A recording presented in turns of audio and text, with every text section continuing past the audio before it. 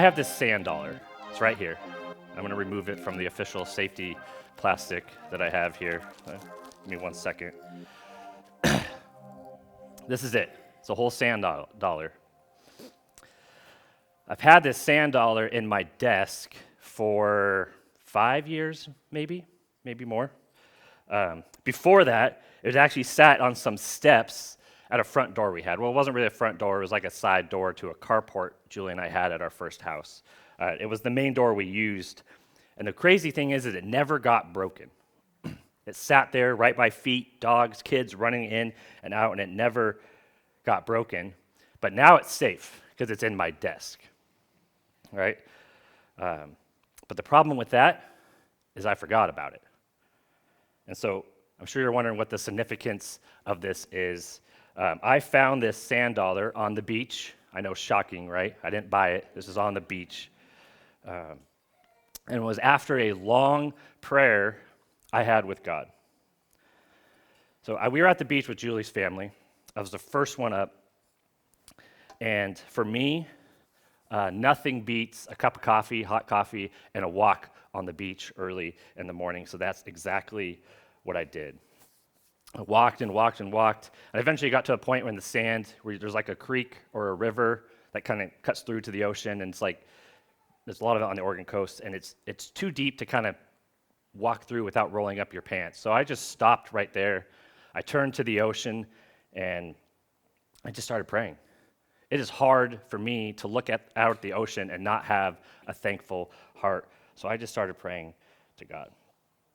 And I remember this prayer specifically because I remembered this deep focus of asking God to use me. I wanted to be used by God, to use me for his purpose in expanding the kingdom. And maybe you guys have had this prayer. I don't know. It just hit me, so I started talking to God. And as I started to head back, I turned, and literally right there is this sand dollar, just sitting there, bright white in the dark sand. It was only just a few feet away from me. And what's funny is I definitely didn't see it when I walked up, right? It stood out like it was right there. I would have seen it when I walked up, so I don't know how it got there. But I grabbed it. One, because it's a whole sand dollar, and whole sand dollars are hard to find on the Oregon coast. But also I grabbed it as a reminder. I wanted a reminder of this amazing prayer time I had with God. But remember, here's the issue. I forgot about it. When it was sitting on the steps, I could see it, but eventually it just visually disappeared. It was there, but it disappeared because I found myself getting wrapped up in the everyday of life events, right? We all go through that. So was it really a reminder? I like the idea of being used by God, but I actually wasn't really trying to pursue it, right? I was like, oh, I'll take this as a reminder. It didn't do its job. It was more of a talking point for me to tell friends or my group life, hey, this is what I'm doing. Look what I did. But it wasn't an actual production point. It didn't make me do anything. Because what I did do with it is I put it in my desk. And that's where stuff goes to die. I don't know if you've seen my desk at work, but it is. We'll just leave it at that. But I would see it every once in a while when I was digging around in this drawer for like a USB stick. We probably all do that, moving files from computer to computer. But again, I forgot about it because it wasn't in my vision, and I wasn't really serious about why I grabbed it. But that's pretty common for us, right? Devoting ourselves to God and his cause, and then life happens. Time passes, we forget, and we all fall into the trap and think about how we can't do something, how I can't be used in God's kingdom because I'm not good enough. And for those who joined us for the Primal Questions event, that's my primal question: am I good enough? Because I lack the knowledge, the speaking ability, the courage to even engage with other humans. And then you have this whole kingship journey that I'm on, that we're all on, that Dave talked about a little bit, a group of us. And it has been a battle. But if you look at it a little bit, I am certainly got what I prayed for that night on the beach, right? Standing up here doing something I didn't think was possible. But I still find myself struggling with who am I to be used by God? When I think of the position I'm in, standing up here in front of you and being a leader in the church, I am blown away at what God can do. But I still wrestle with the thoughts of how realistically unimpressive I am. I've lived a middle-of-the-road, average, unimpressive life, because there's certainly more qualified people that should be up here instead of me. Because what qualifications do I have? I have a list of the things that I'm not. So let's start here. I have not written a book. And in that case, I am not a New York Times bestseller, right? There are no letters after my name. There's no MD, PhD. I don't even have a CPA. The high school and college sports Hall of Fames have not come knocking at my door, even though they should. My degree is not from a prestigious university, go Beavs, Oregon State. I was not a cum laude graduate from high school or college. I don't have any honorary degrees. I don't have any honorary doctorates. I have not been named most influential. I was never listed as most attractive, and I was, thanks, Rick, or voted most likely to succeed. There's no buildings or streets or hospitals or libraries named after me. I'm not a rising star in any field, industry, or arena. And as far as I know, I come from a long line of average, non-important people. My parents are in the audience over here. Sorry, Mom and Dad. But I don't mean this in a bad way, right? There's nothing wrong with being unimpressive or what I deem as unimpressive. And these things, I don't have to have any of these things to have an impact on a person's life or God's kingdom. But when it comes to the world that we interact with every day, it's easy to be dragged into the thoughts of how can God use me? Because that's us going the route of self-preservation versus self-sacrifice.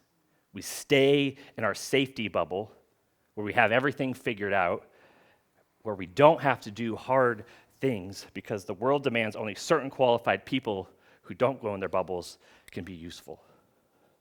But what if God is trying to pop that bubble? What if we use any of the little faith that we have in ourselves? It's there. What if we use any of that and say, okay, God, I'll give it a shot? And what's remarkable about God is that if you spend any time with him in Scripture, in his truth, in his word, you see him calling this self-preservation out of us.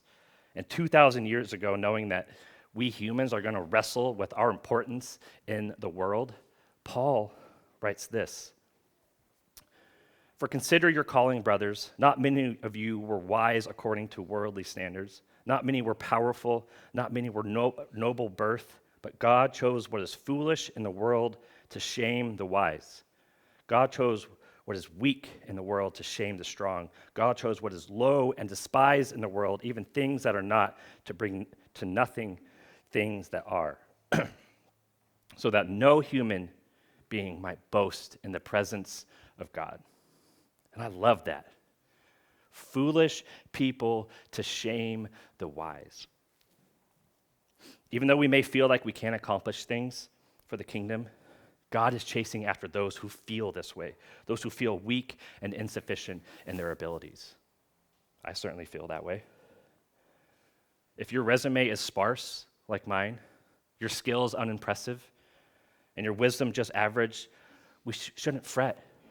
God can use even you, even me. God uses feeble people for his glorious purposes to show his superior power. And this is just a warning because I'm going to say the word power a lot, all right? So bear with me. And that brings us to Mark 5, right? We've been in the study of Mark 5, where Jesus' power, his authority, and mercy are on full display. And they're actually on full display with people that even back in these biblical times we're considered cast-offs and nobodies. And I love that so much because it's reassuring to me, especially when I think I'm a nobody. But even lowly nobodies can be used to tell the story of God. Not every story of being used needs to be David conquering Goliath. You guys are familiar with that story? But I wonder if we all want that to be how we're used, a big moment like that of taking down Goliath. Now, Rick opened the series and covered about who these individuals are that we find in it. The predominant ones are a possessed man, a woman, and a child, and her father. They go together. And to me, that sounds like the beginning of a bad joke, right? A possessed man, a woman, and a child walk into a bar, right? Yeah, it's a bad joke, guys. Don't. But all joking aside, we already spent some time looking into each of them, but I want to explore the fact that God used each of these individuals to demonstrate the power and authority of Jesus and the kingdom he is bringing. So I want to start with the possessed man.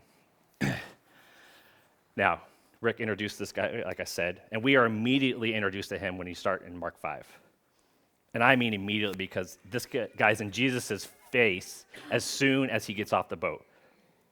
A naked, screaming man is always how we want to be greeted after a boat trip, right? Anyways, we then see Jesus demonstrate his power in bringing peace to the man, just like he did the storm.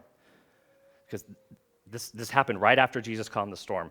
Jesus calms the storm outside the body in nature, and then he gets out of the boat and calms the storm happening internally with the legion of demons. Right?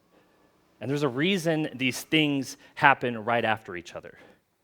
Jesus has power over all things.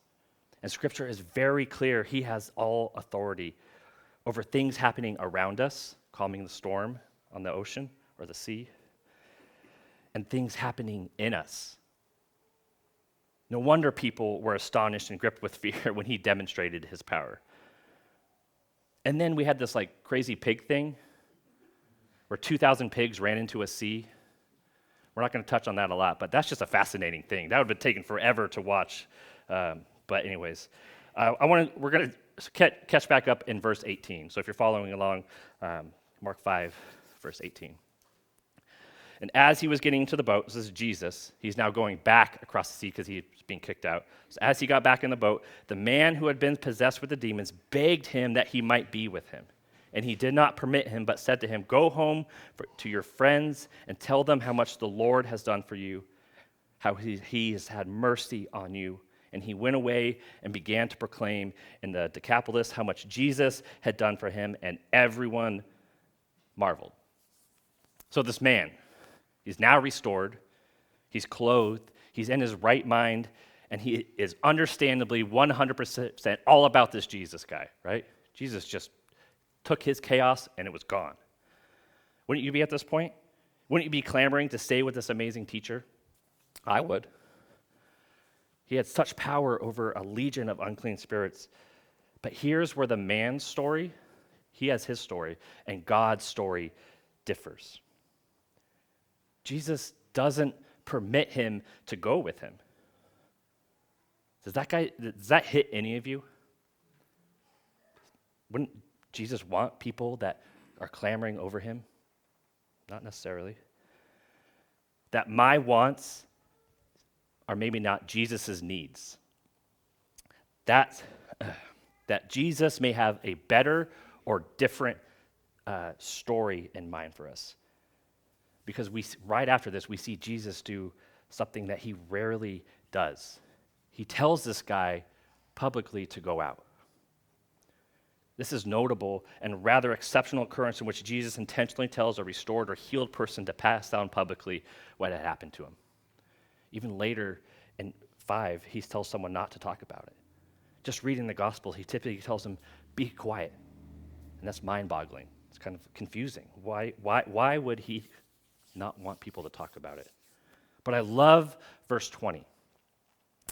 And it says, he went away and began to proclaim. Instead of pushing back, he accepts his new role, this guy, and he begins doing exactly what Jesus tells him to do. And that to me is obedience. This man was just naked. He was living in a graveyard, cutting and mutilating himself. And as soon as he's restored, Jesus is like, I'm going to use you. Go tell your story, how much the Lord has done for you, how much he has had mercy on you. And that part is so important. Because Jesus tells this man, he tells him to proclaim how much the Lord has done for you, capital L, right? How much Jehovah, how much Yahweh has done for you. And then Mark, in the next sentences, says, he began to proclaim in the Decapolis how much Jesus had done for him. That is so important because Jesus here is linking God with himself, referring to himself as Lord. God and Jesus are one and the same. This is huge, and this is the type of statement that got Jesus in so much trouble in Galilee, where he just came from. But in this region, at the end of verse 20, the people stood in wonder and awe, and they marveled at that. Jesus gives this very truth to the man combined with the evidence of his power through a personal impact and sends him on his way. This man had no training. He had no theological training whatsoever. He has been with Jesus for realistically an hour or two, right? Jesus got out of the boat, did his thing. People told him to leave, and then he said this guy to go tell your friends. Yet Jesus still sent him anyways. And this is also so important because even if you don't have a massive wealth of biblical knowledge or theological background, you're not excluded from the mission. That's important. The only thing this guy has is his story, and his story is enough. And he's also been hit with the hammer of truth that Jesus just brought. Because in an instant, this guy goes from chaos and confusion to a realm of truth that only Jesus can give. He doesn't have a college or a Bible college degree.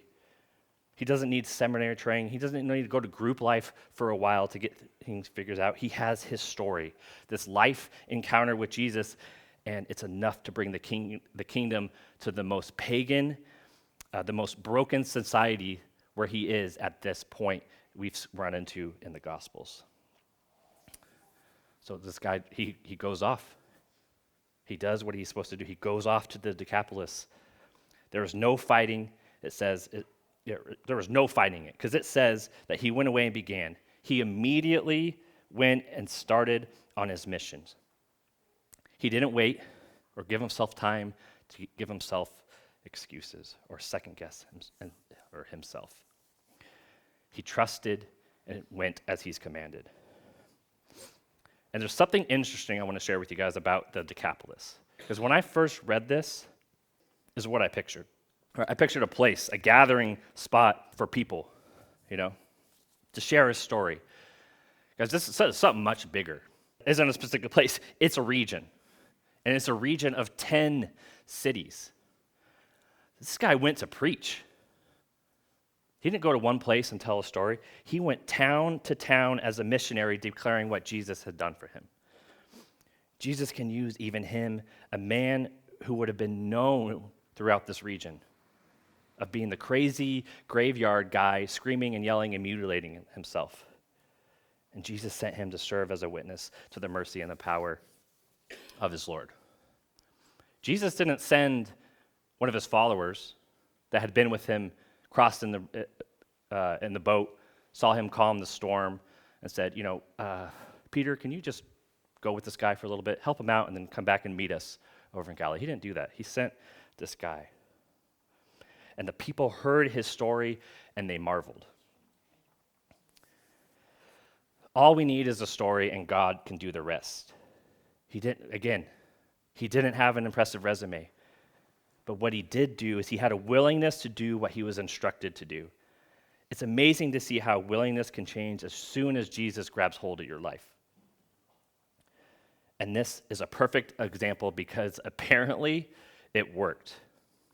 In the Gospels, Jesus came to this region twice. This is the first time. The next time we're going to see later in Mark. But here's a little sneak peek. Jesus comes back to the region. Thousands of people come out to greet him and hear what he has to say. And after 3 days, this group of people, they're hungry. And so Jesus feeds them all. He feeds all 4,000 of them with just a small amount of food. You might have heard that story. This one untrained, crazy, demon-possessed lunatic of a guy who was healed by Jesus had such an impact that thousands wanted to come out and see who this man was, who this Jesus was, what he was offering. I would marvel. That's worth marveling at. So this guy needs time to tell a story. Jesus gets kicked out because he just sent a bunch of pigs into the water, or the demons did, and people lost their financial gain. So he gets kicked out, and he crosses back over the sea. And he continues to display his ever-growing powers. Only this time we're going to see it over sickness and health. This is where we encounter two polar opposite people. We have a Jewish leader, and we have a diseased woman. I want to focus on the woman. These people don't mix. Because her story that is used, and we'll get there, benefits the Jewish leader, not the other way around. And that would have been contrary, completely opposite of what that culture was using. So we're going to pick back up in verse 24. And he went with him, and a great crowd followed him and thronged about him. And there was a woman who had a discharge of blood for 12 years, and who had suffered much under many physicians, and had spent all that she had, and was no better, but rather grew worse. She had heard the reports about Jesus and came up behind him in the crowd and touched his garment, for she said, "If I even touch his garments, I will be made well."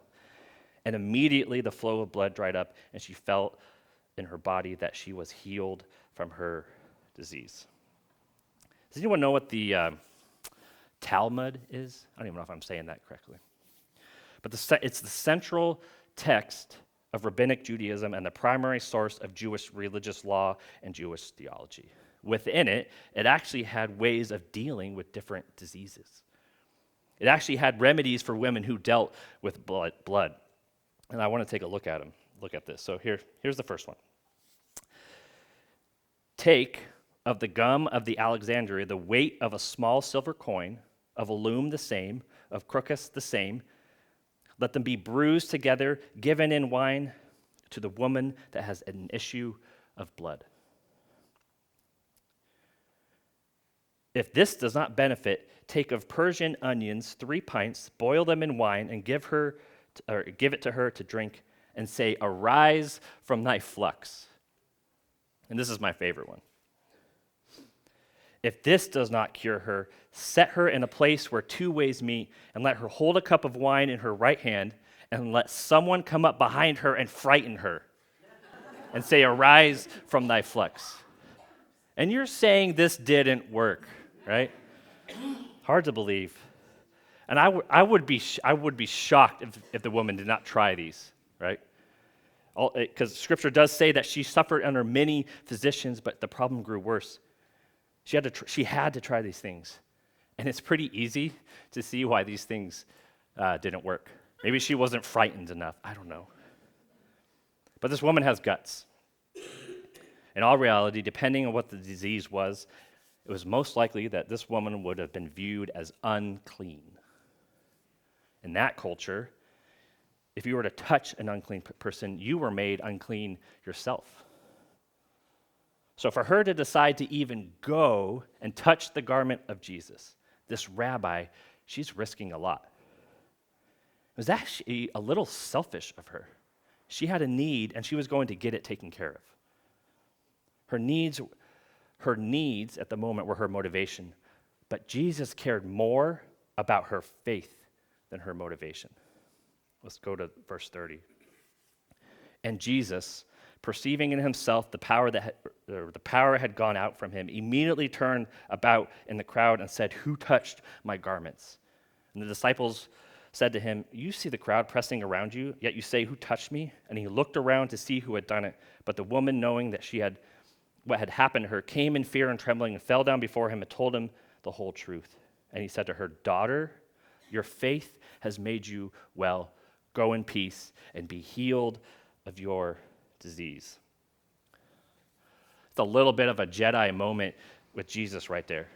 There's crowds of people around him, bumping him. A woman just reaches out and catches the edge of his jacket, and he's like, "Who touched me?" Right? If someone touched my jacket right here, I barely feel I'm doing it myself. He says, "Who touched me?" Because power has left me. Even the disciples are like, "What are you talking about? There's people everywhere touching you, reaching for you." But it's verse 34 where Jesus addresses the importance of her story. He says, "Daughter, your faith has made you well." It may appear that this woman's boldness to approach Jesus in the way she did comes out of desperation. But her boldness, her desperation was actually rooted in a small faith that she had in Jesus. And this is where Jesus puts his attention. Remember, she had heard stories about what he had done, and this small amount of faith gave her hope. And this is where Jesus anchors her story, and it's on her faith. He doesn't lecture her about the original motivation. He calls on the display of faith she had in him to do the unthinkable. That small faith can lead to something so large. And this seems very familiar. If you joined us, check out Mark 4. Right before Jesus calms the storm, Jesus is teaching a large crowd in this very area. And now, he was teaching a lot about seeds. If you remember Mark 4, there's a lot of parables about seeds. And he talked about a teeny tiny mustard seed, how it can grow to something so large. Large enough to give rest, shade, and peace to the birds of the air. We later see him mention the same mustard seed in another example of faith, that faith as small as a mustard seed can move mountains. There is strict intentionality behind everything Jesus says and does. Not a lot of time has passed from which talking about these small things, right? He was taught a crowd, crossed the sea, calmed another storm, crossed the sea again, and now he's putting what he just taught a group of people into practice by taking this woman's small faith and turning it into a large act of restoration and a larger faith for the woman because of that. It was a firm foundation for not only this woman, but the Jewish leader that's watching all of this. A mountain was certainly moved for this woman, and the people around her saw that, and they were actually told that. Jesus took what was private to the woman and made it public. This display in faith trumped all her uncleanliness and all her unworthiness. And this was a perfect example of Jesus demonstrating exactly who he sent out to be. A man not set out to be used, but a man set out to show how invaluable he is. A man not set out to be used, but a man set out to show how invaluable he is. How faith in him can move mountains. And this includes the father of the daughter who had just died from her disease. Don't forget that while Jesus is interacting with this woman, the Jewish leader came and got him first, and on his way, this woman comes in. So the Jewish leader is watching it. He's off to the left over here. He's off to the right, watching this whole thing. His daughter is dying, and he's watching this example of faith right before him. And little does he know that he's going to have the same faith that this woman just displayed right before him. Because while Jesus is telling this to the woman, your faith has made you well, he almost immediately turns to the man upon hearing that his daughter had just died and says, do not have fear, only believe. The Greek here, there's two imperatives, and they literally mean to stop fearing and only begin or continue believing. Jesus, in that moment, is reminding the man, don't go to fear. Don't go there. Remember what you just saw. Have faith. You're the one that sought me, remember? This would have been a huge challenge for the man, this ruler of the synagogue. This most likely made him a Pharisee, who in this region were bent on trying to squash the ministry of Jesus. But here he was, this guy looking Jesus in the eyes, the same man some of his comrades are going after, and he's starting to lean into this little faith he had in Jesus to do a miracle for his daughter. He's leaning on this little faith, pursuing Jesus.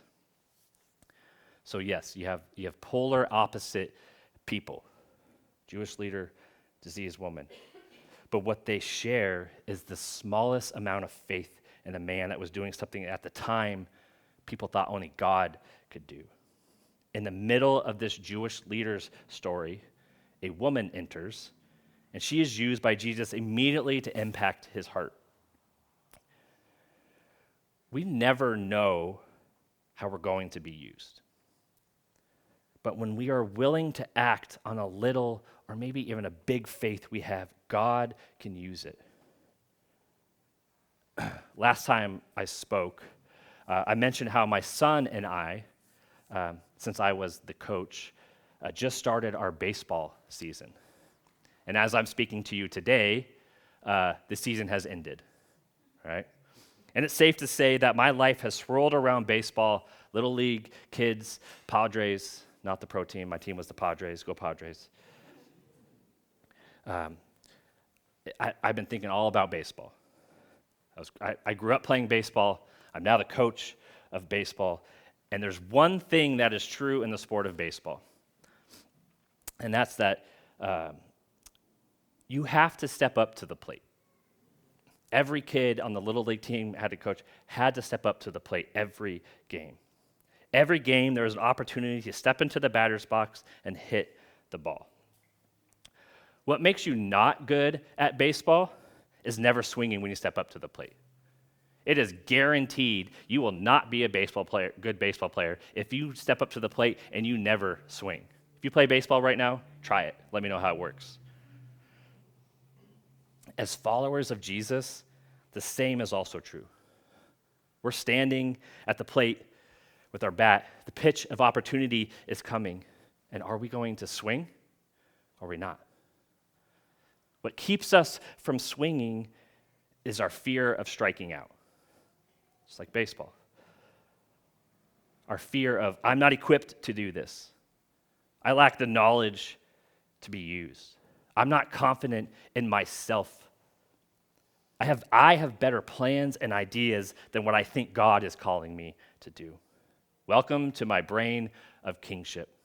This is how I think, or did think. Did the demon-possessed man have any of this?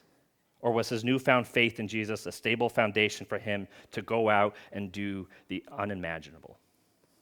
Did the woman who heard stories about the power of Jesus let her circumstance and position in society keep her from swinging?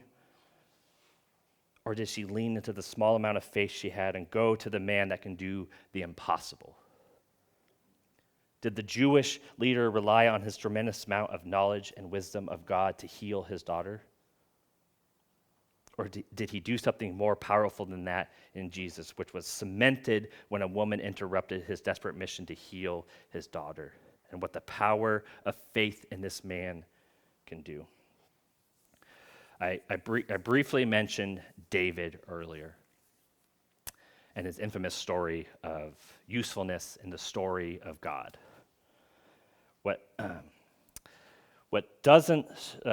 That story, it doesn't start with David thinking to himself one day, the army of Israel could really use me right now. I've got this awesome skill with the sling, so I should go down there and show it off. No, David is only brought to the battlefield because someone else had a need for music. Saul is that man. Saul's pride had corrupted him so much that he needed someone to play the lyre for him to calm down. That's why David is even there. David only steps up to the plate at the battlefield when he sees a need no one else will fill for Israel. The whole army is frozen. They're frozen in fear by this man that is mocking their God. So what does David do? He steps up in faith. He has a willingness to step up. He has such faith that his God will provide because his story is full of God routinely doing that. He has talent with the sling, yes. And it has brought him from the paws of a lion and a bear. And if God can bring him through that, then this mighty Philistine is no problem. There's a fun fact that I have to share. So this is Judges 20. And this is talking about the tribe of Benjamin.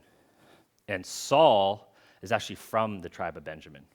And it says, among all these soldiers, there were 700 select troops who were left-handed. Each of whom could sling a stone at a hair and not miss. From a qualification standpoint, David wasn't even the best person for the job. These 700 guys that can shave my beard with a stone and a sling should have stepped up and done it. They were there. But they were afraid of striking out. They didn't swing their sling, they didn't swing their bat. Why David's story is so infamous isn't because he slayed Goliath, but because David was willing to act on the faith he had. He didn't face this impossible task with the armor of fear. He didn't have armor on at all. But rather a sling of faith. David swung his bat, or rather his sling, when no one else would. Israel wanted a king, but what they needed was a man willing to trust the story of God.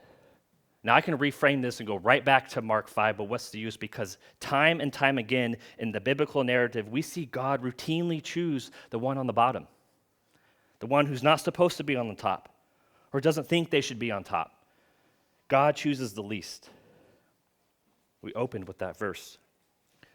A theme, Jesus, he displays this over and over again in so many stories, and it's super evident in Mark 5, these three people. Why? So that we and the world would know whose strength is on display. When David becomes the guy, everyone knows where to look on the strength of God because of the faith he had. This is what God is able to do when he picks the people from the bottom and not the people from the top, because there is no way we're going to confuse where the blessing came from. Throughout David's life, although messed up, he wanted to be all about God, to be all about God's story, to be about God's way, even if he strikes out and fails. Saul wanted to be about his way, to build up his reputation, to be about his story, not God's. God chooses the runt of the litter. He chooses this little shepherd boy, the demonic possessed man, the brilliant Jewish leader, and the diseased woman. And it's his love that said to swing. It's his love that said to swing to these people and to trust in the story of God, because God has brought you to the plate and it's time to swing.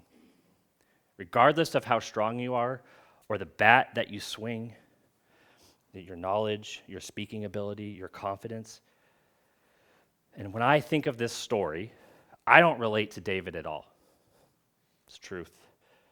I would like to, but I relate to Saul and the army of Israel, where doubt and fear are dictating my actions, much like my story with the sand dollar. I was terrified. I wanted it, but I was terrified. I felt feeling my faith in Jesus stir so much, I wanted to talk to God in front of the ocean that day, to be used, my desire to be used. But deep down, I was scared out of my mind, because that takes work. That means I'm going to have to face Goliath. I may have to be used in a way I'm not comfortable with. So my self-preservation took my reminder and it hid it in a drawer. I retreated to my bubble, but God kept pursuing me, as he does. And he kept bringing me back to that drawer where I would see the reminder again until one day I told God to pop my bubble. And I decided to trust in God who can do the impossible. I stopped fighting and I started going to Jesus. If you're feeling called to step up for the kingdom, take it to Jesus and see what he has for you. Be willing to answer the call regardless of your abilities, but also be okay if that direction you thought you were going leads to something else, or to a calling you didn't know you had, or, and here's the kicker, to do something that is completely against your agenda.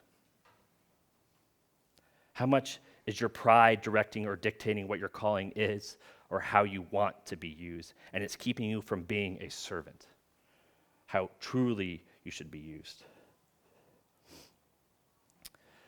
James 1, the first part of it is, I always go to it. It's in my bathroom at home, and it says this: "Count it all joy, my brothers, when you meet trials of various kinds, for you know that the testing of your faith produces steadfastness. And let steadfastness have its full effect, that you may be perfect and complete, lacking in nothing. If any of you lacks wisdom, let him ask God, who gives generously to all without reproach, and will be given him, but let him ask in faith with no doubting, for the one who doubts is like a wave of the sea and is driven and tossed by the wind." And we know what Jesus does with the winds and the waves. He tells it to be still. He says, knock it off. So do not begrudge your weakness. Do not lament your insufficiency. Rejoice that Christ is all sufficient and always dependable. What if I gave, this is a few years ago, gave Rick the old stiff arm, and I went and did something I was more comfortable in being used at? Maybe Kingship would still be here. Probably would. But I would have missed an opportunity for growth in myself. During this whole, dare I say, wonderful kingship journey, I would have missed the opportunity of realizing what God's story has for me, and I'm thankful for that.